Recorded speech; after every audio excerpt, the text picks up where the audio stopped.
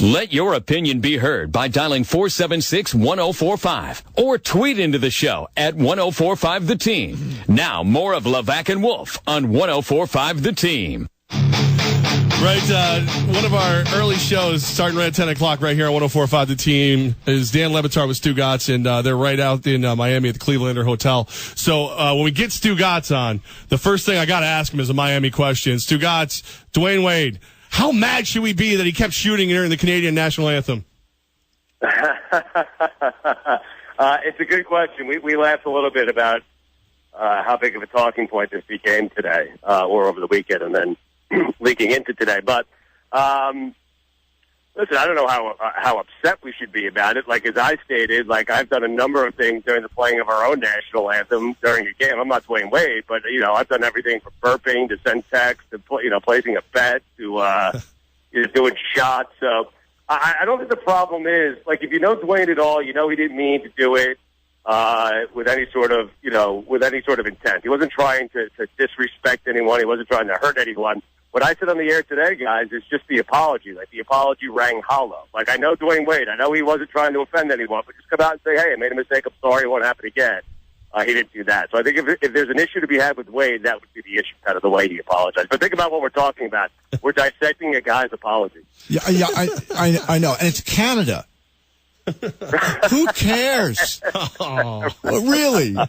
It's not like you think. Listen, man, if you and Levack want to be on that "Who Doesn't Care About Canada" boat together, have fun, man. I ain't jumping on it. It's not like you take a hockey stick and bang the Canadian flag. Well, yeah, but guys, think about how irate. Seriously, think about how irate we would be if Steve Nash or some other Canadian guy was warming up, taking shots during the playing of the national anthem. Like, we'd be upset about it. We all. StuGotz, look. Here we go. Yeah, Canada, if the only reason they remain Canada, no one has invaded them, is because of us. Plus, the ocean. But besides that, they should be grateful. Oh, my God. Okay. I see what you're saying. So since we protect them, since we prevent them from getting beat up, we should have carte blanche. We should be able to do whatever we want. Yeah, man up. Yeah.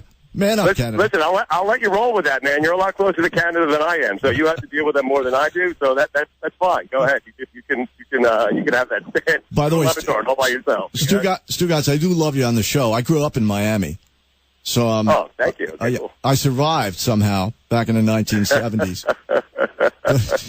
How'd you make it out, man? Oh, yeah. I think I lost my virginity at the Monkey Jungle, but that's another story. Okay, all right. So we got StuGotz, co-host from Dan Levack's show with StuGotz right here on 1045 The Team. While we've got you, we would love to talk a little bit of sports. What was your favorite part of the Bartolo Colon home run? And no, I will not let Wolf tell you that Bartolo Colon should move to Canada. No. I love all of it. All of it was my favorite part. Right, from the reaction to the I'm a lifelong Mets fan, so it was fun to see. From the reaction of the dugout, the younger guys, DeGrom, Harvey, Syndergaard, Matt, all those guys, how much they love Cologne. It was all great. Down to the call, both the Hispanic call and the English call. And then Cologne afterwards saying it's the greatest moment of his career, which is 19 years. He's won a Cy Young. He's made it to a World Series. He's pitched in ALCSs, NLCSs. And for that to be the highlight of his career. And to do it in that park, which is a hitter's park, pitcher's park, excuse me. So, like, all of it was great. We had a lot of fun with it today. It was awesome. It really was. What's amazing about Bartolo Colon is he's done the impossible. He has made it. Somehow he has made taking steroids and being really overweight charming. He's turned that into charm, which is an amazing trick by him. Why does he get the pass that nobody else gets?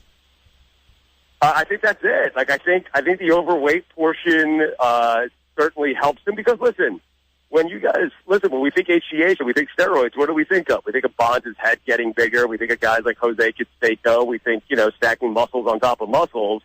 And this guy served 50 games, but it ain't muscles on top of muscles. It's fat on top of fat. And he's old, and I think that kind of helps too. The fact that this is a 41, 42-year-old guy who's overweight. But yeah, for some reason he just gets a pass. It's like, he's lovable Bartolo Colon. It's got, Ortiz's name has been around this, but we love Ortiz as well. So therefore we give him a pass. I think it's going to be really interesting to see when Ortiz comes up if Ortiz actually gets into the Hall of Fame. I think that's going to be an interesting thing to kind of keep an eye on.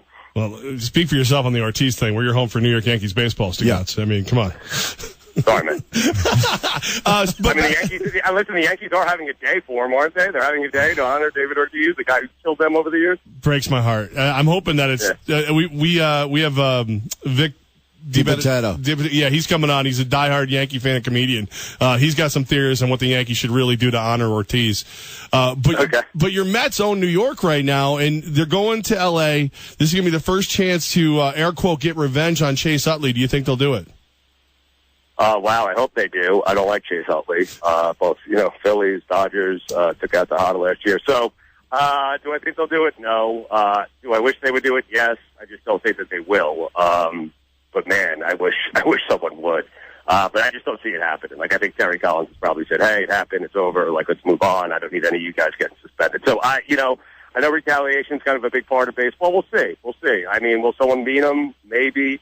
I doubt it. Just, for me, listen, realizing it's a regular season, I don't want any of these young pitchers, doing any of that stuff. Like, if you're going to have someone do something to them, it should be Bartolo Colon.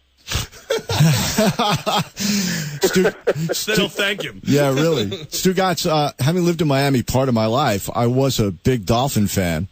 What do you think about how their picks in the draft, and what do they really need to do to improve the team? Wow, it's a really good question. I would say the most basic. It's hard for me to evaluate the draft. It's hard for any of us to evaluate the draft. Like, we don't know how good these guys are going to be for. It's true. I get as excited about the draft as anyone, but I'm sitting here telling you, and we don't know this. We don't know how good this draft class is going to be until 2 or 3 years from now. In terms of what they need to do, I just think it's. God, we've arrived at such a simple place in the NFL. It's the quarterback position. So I just think Ryan Tannehill needs to. Yeah, he just needs to play better. If you have any other concern, with the Dolphins team, it's probably the running back position. They lost Lamar Anderson. They signed C.J. Anderson. The Broncos matched that offer. The Dolphins really don't have much in the way of running backs, but I will say this, that's the most interchangeable position in sports right now. You can put anyone at running back, and they can get you 1,300 yards. You saw it with, Seattle lost Lynch. They brought in their backup. He did well. You had it with the Chiefs last year, and their backup did well. So that's an interchangeable spot. But for the Dolphins, you catch a little break with Brady being out for 4 games in all likelihood. And the Dolphins just need to get better quarterback play from Ryan Tannehill and better secondary play. So I think it just kind of boils down to that. Will they find a running back to replace Miller? Will Tannehill kind of take that next step under Adam Gase? It's a big year for Tannehill because the Dolphins can let him go after this year with no salary cap ramifications. And can that secondary, they lost Brent Grimes, can they kind of revamp that? And if they do, I think the Dolphins, listen, that division with Brady missing 4 games, it's pretty wide open. The Jets don't have a quarterback. Brady's going to be out for 4 games. The Bills aren't very good. And, why not the Dolphins? So we'll see. One half of the Dan Le Batard show with StuGotz. StuGotz joins us. Follow him on Twitter at StuGotz790. Now, StuGotz, with all the openings in the ESPN family right now, are you going to jump up and take one of them, or are you still waiting for Greeny? That's very funny. What are the openings? So First Take there's an opening at First Take, right? Yep. And then Tirico play-by-play, and then I believe another. There's a small exodus going on, which is just screams StuGotz on a national broadcast other than Dan Le Batard show. Yeah, what I'm thinking is I parlay this whole Le Batard show thing into Monday Night Football and First Take, and I do both. And then if I could weave in some baseball tonight, that'd be nice as well. I don't know if there's an opening there. And then, as I said on the air, guys, I'm willing to do, listen, I'm certain the other candidates or the other guys who are taking seriously this job that want to hear me on the radio saying I'll do it for half. But, yeah, if anyone's listening, I'll do First Take for half. I'll take Tirico's job for half, okay? So, I think I should have all the jobs. And if I could somehow do First Take and the Le Batard show at the same time, I'd do that as well. Okay, see, now that's what I always thought that you were trying to get away from Dan. No. I love that, man. I love that. No, it's just that's a constant tension on our show where Dan's saying we're doing StuGotz wishes he was doing another show, and at times I am, both on air, in my head, off air. But no, man. I listen. We've been doing the show together for 14 years. I think we. If you told us 14 years ago, in that first year, where it was really a struggle, like we were just trying to find our way. Sure. If you told us we've landed where we've landed, I think we both would have been, we both would have been surprised. But Dan has been he's been a good friend to me. He's been a mentor to me. He's loyal to a fault. So I'm not actively looking to leave Levack.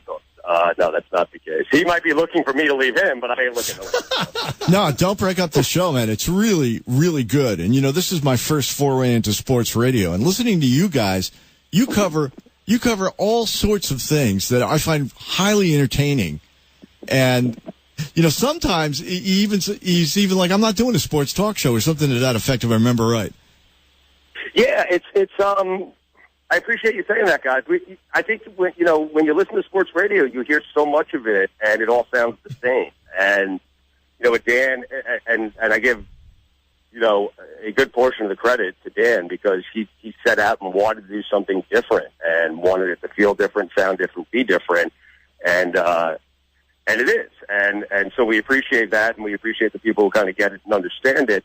There's no rhyme or reason. Like, guys, we don't go in with any set agenda. It's literally it's off the seat of our pants. There's love it. I don't know if the folks at ESPN want to hear this, but there's not a ton of preparation, and we kind of enjoy when either we're drowning or we kind of go off on a tangent and the show kind of careens all over the place. We kind of like that. So, the obvious backdrop is sports, but if we get stuck on my marriage, then we get stuck on my marriage. If we get stuck on some ridiculous, question that a texter brought up or someone from Twitter brought up, then we'll kind of stick on that. But Dan's got a really good, I think this is his biggest strength, communicating, and the fact that he knows or has a pretty good idea, I think it's his journalistic background of what's interesting to the masses. I think Dan's excellent at that. And so if the interesting comes from a place not sports, then we're going to go with that. And if the interesting comes from a place where it's inside of sports, even better. But we just like to talk about different stuff. And some people say it's a little bit self-involved, but no, I like to think that the stuff I'm talking about with my marriage and the things I go through daily with my kids and my wife, that's relatable to the masses. Yep. Dan's single, living on South Beach. I'm married with children living up, an hour away. Like, I relate to the masses, and people have no idea. They can't relate to Dan because no one's living that lifestyle, StuGotz, I love everything you just said except for the lack of prep thing. It's hard enough for me to get Wolf to help me prep now. What's prep? Listen, that's a product of 14 years, man. Like, we don't need to do it anymore. We just know where we're going to go. I knew exactly where Dan was going to go today. I didn't need to talk to him. We just kind of knew. We just kind of knew where it was going. Listen, when the second Bartolo Colon hit that home run, and it took him 31 seconds to round the bases. Unspoken words. Like, Dan and I knew exactly what we wanted to do with that today. So I think the amazing thing is it took the Kentucky Derby winner. I don't know if you saw this stat. It took the Kentucky Derby winner less time to run a quarter mile than it took Colon to round 25.7 seconds versus over 31. Yeah, man. But guys, here, not to get all. To give you advice, I know one of you said it's your first foray in sports radio. Yeah, I would say talk about what's interesting to you, what's engaging. Oh God, don't do that to me.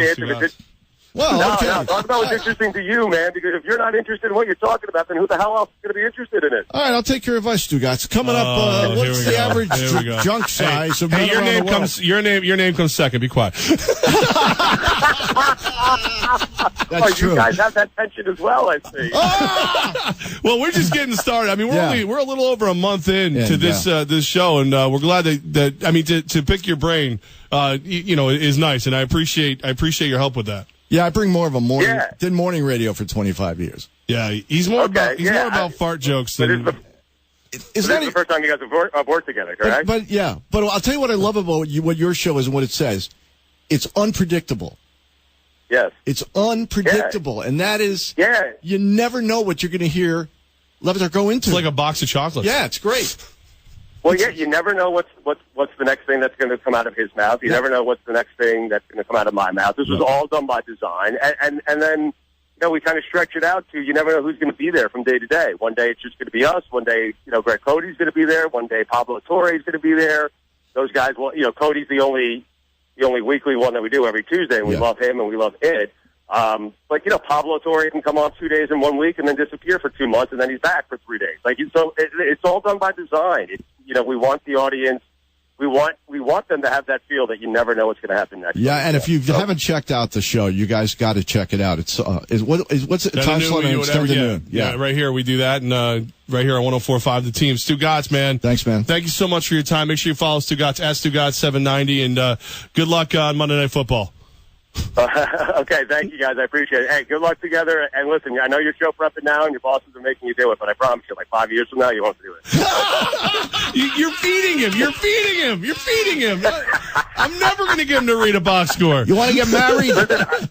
Listen, I said 5 years. I was going to say 5 months. So whoever your boss is, just, I mean, come on. I appreciate that. Have a great one. Thank you for your time, brother. Anytime, guys. Happy to do it.